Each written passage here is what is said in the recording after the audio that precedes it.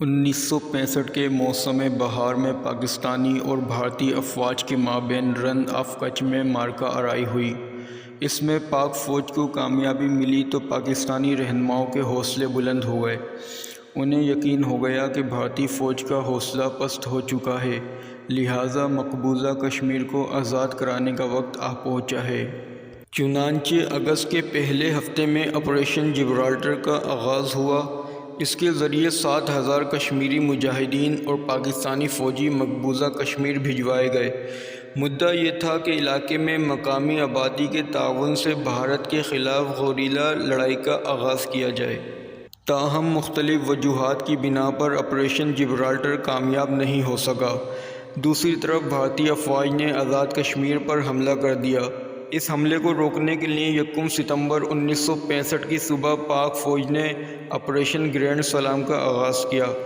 مقصد اخنور پر قبضہ کرنا تھا تاکہ آزاد کشمیر پر حملہ آور بھارتی فوج کی سپلائی لائن کٹ جائے۔ بدقسمتی سے حملے کے دوسرے روز پاک فوج کے کمانڈر جنرل اختر حسین ملک کو محاذ جنگ سے واپس بلا لیا گیا۔ اگر ایسا نہ ہوتا اور پاک فوج اخنور پر قبضہ کر لیتی تو کشمیر کی تاریخ آج مختلف ہوتی۔ جب پاک فوج اخنور پر حملہ آور ہوئی تو یہ وار ناکام بنانے کے لیے 6 ستمبر کی صبح بھارتی فوج نے لاہور پر حملہ کر دیا۔ یوں کشمیر میں جاری لڑائی مکمل جنگ میں بدل گئی اور دنیا نے دوسری جنگ عظیم کے بعد ٹینکوں کا سب سے بڑا اکھڑ ہوتے دیکھا۔ 6 ستمبر سے لے کر 21 ستمبر تک کئی محاذوں پر پاکستانی اور بھارتی ٹینک آپس میں ٹکرائے۔ بعض اوقات تو میدان جنگ میں ٹینکوں کے مابین زبردست مقابلہ اور آمنے سامنے کا ٹکراؤ ہوا۔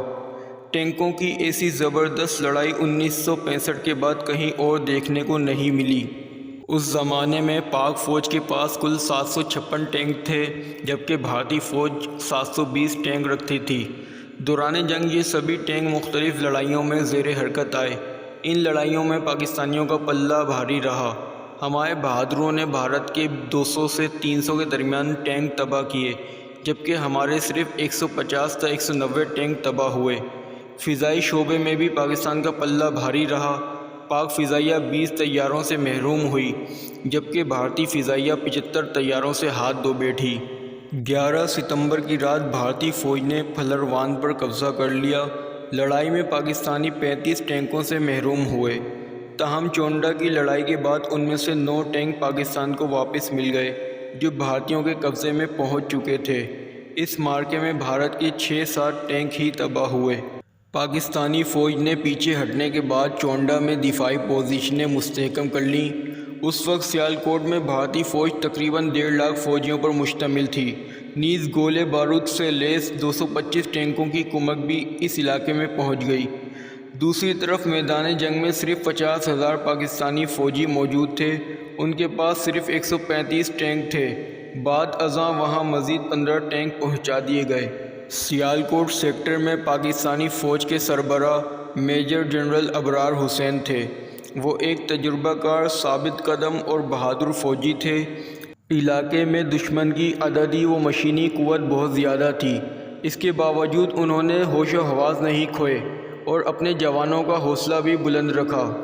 12 ستمبر سے لے کر 21 ستمبر تک بھارتیوں نے وقتاً فوقتاً چونڈا میں قائم پاکستانی حصار توڑنے کے لیے کئی چھوٹے بڑے حملے کیے مگر ہر بار انہیں منہ کی کھانی پڑی۔ پاکستانی افسروں اور جوانوں نے بے مثال دلیری دکھائی اور اپنے سے کہیں زیادہ طاقتور دشمن کو شکست فاش دے ڈالی۔ اگر آپ کو ہماری یہ ویڈیو پسند آئی تو اسے لائک کریں، شیئر کریں اور سبسکرائب کریں۔